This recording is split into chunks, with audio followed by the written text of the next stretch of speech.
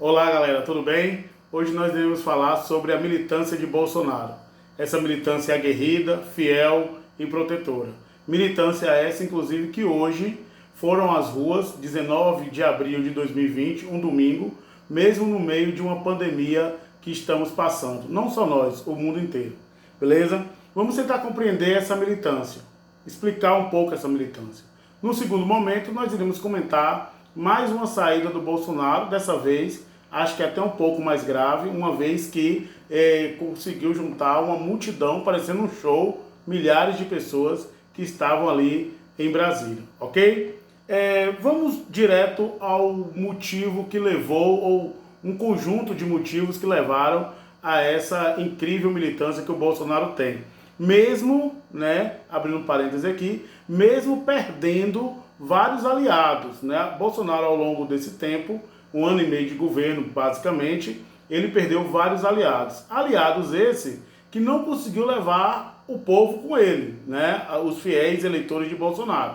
Então a gente percebe que a Joyce Heisman, a Janaína Pascoal, o Whitson, o Dória, o Frota, né? Movimentos como o MBL, todos esses pularam do barco bolsonarista, apesar de terem crescido nessa onda bolsonariana, e a tendência é que eles não tenham sucesso nas próximas eleições. O Bolsonaro não, o Bolsonaro continua, né, com a sua popularidade em alta e principalmente voltada para os setores mais conservadores. Eu queria deixar claro que o conservador aqui que nós iremos usar para descrever um pouco os eleitores de Bolsonaro não é no sentido pejorativo, né? Porque muitas vezes o termo conservador está sendo utilizado no termo pejorativo, não. São aquelas pessoas mais tradicionais, né, mais ligadas à religiosidade, que nós iremos comentar. Primeiro de tudo, eu queria explicar que a construção dessa militância ela se deu com algumas bandeiras, né? A questão do debate de gênero, o debate de drogas, violência e o discurso de direitos humanos, né? Se deu também com relação à questão das drogas, ou seja, enquanto alguns movimentos buscavam avançar nesses temas, nesses assuntos, outros segmentos não, se mantiveram mais conservadores. Isso fez com que a militância de Bolsonaro crescesse muito, né? Principalmente em um momento em que o partido que estava no poder, o PT, antes de Bolsonaro, ele tinha esses assuntos na sua pauta e o PT caiu numa descrença muito grande, né? O antipetismo, sem sombra de dúvida, é outro fator que alavancou a militância bolsonarista, né? O antipetismo, a Lava Jato, ou seja, é perceptível que Bolsonaro ele conseguiu trazer para si esse público que na verdade representa uma classe que estava completamente entediada com a política, não se sentindo representada. Esse público poderia ter ido para o PSDB, durante muito tempo frequentou ali a onda do PSDB, né, mas que num determinado momento de ultra-oposição ao PT, esse público ele se desviou para a figura, né, que com um discurso completamente desfocado do politicamente correto, esse discurso bolsonarista, ele conseguiu agregar uma grande parte da militância bolsonarista.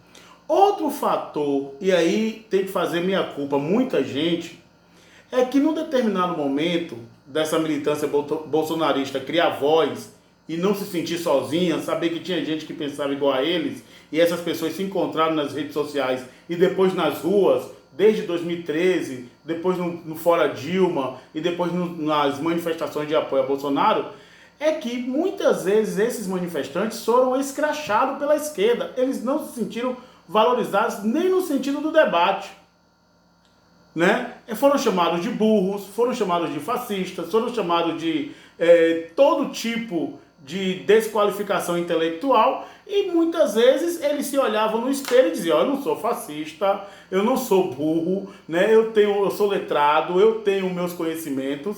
Então isso foi cada vez mais fortalecendo essa união em torno do Bolsonaro. E aí eles passaram a seguir o presidente, né, de uma forma, não todos, mas alguns, de uma certa idolatria. Idolatria essa na política que não é nova, diga-se de passagem. Nós tivemos pessoas que tratavam Getúlio Vargas como a última bolacha do biscoito. O Lula Se você acha que não tem o lulismo, você acha que não tem aquelas pessoas que se alguém falar mal do Lula, vai pra cima de você, agora surgiu a figura do Bolsonaro.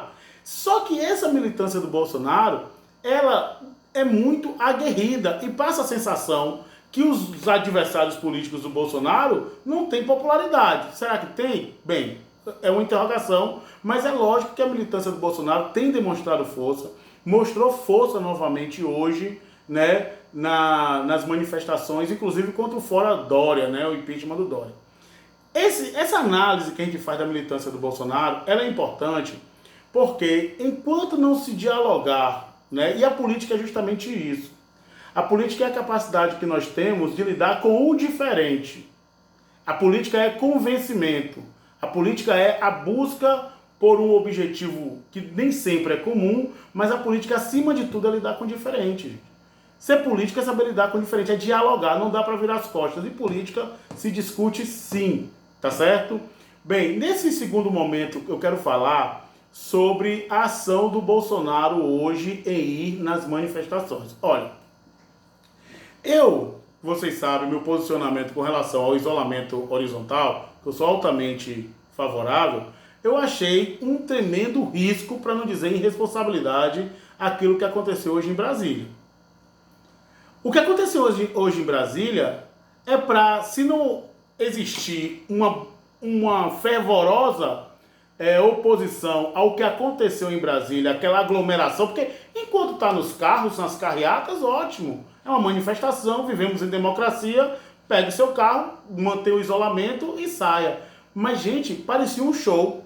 Se aquilo ali não tiver uma crítica muito severa, então se libera show, acaba as lives e abre lá as portas das casas de show, abre os estádios de futebol. Porque foi justamente isso que aconteceu hoje.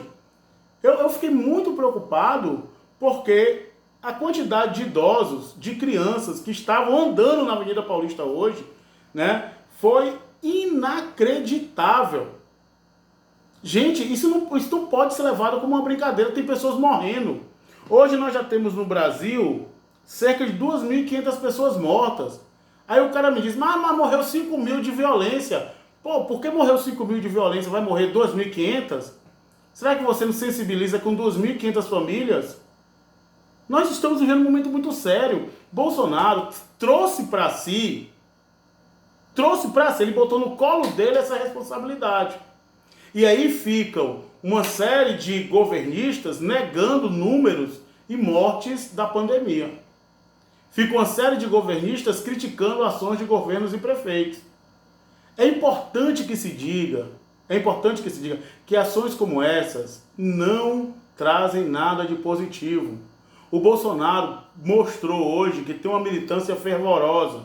Ele não precisava ter ido ali. Hoje nem foi tão perto, mas aglomerou uma multidão. Não precisa disso para mostrar força.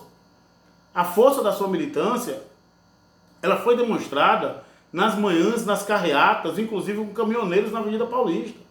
Nós temos que ser mais cuidadosos, porque senão, Bolsonaro, e a militância de Bolsonaro, essas mortes podem ser utilizadas por opositores contra vocês. Então tem que tomar cuidado, tem que ter responsabilidade. Bolsonaro falou uma frase que me deixou também preocupado. Ele pode até não querer dizer isso, mas ele disse. Ele poderia ter dito de outra forma, poderia. Ao que ele fala, não vamos negociar nada. Pô, como é que não vai negociar nada? Existem outros poderes, existem outras instâncias de poder, tem que negociar sim. O que ele poderia ter dito é, eu não vou ficar no toma lá da cá, eu não vou ficar dando propina, eu não vou ficar me rendendo às exigências milionárias dos deputados, a compra de voto, o mensalão. Poderia ter dito dessa forma. Mas o que saiu da boca do Bolsonaro preocupa porque foi, não queremos negociar nada. Tem que negociar, gente.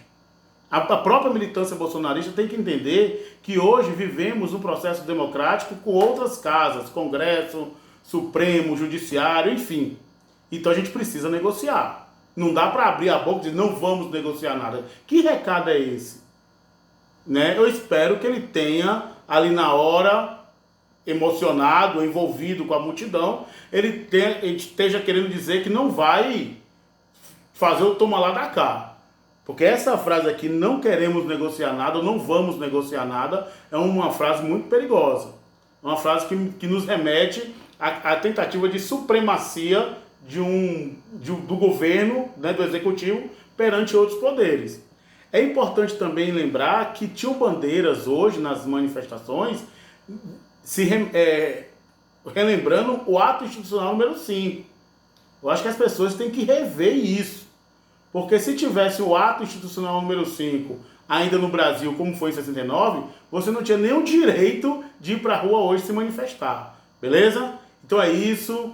As coisas continuam acontecendo, continuem ficando em casa, quem pode, obviamente. E vamos nessa, fiquem bem. Continuem lá no canal, se inscrevam, viu?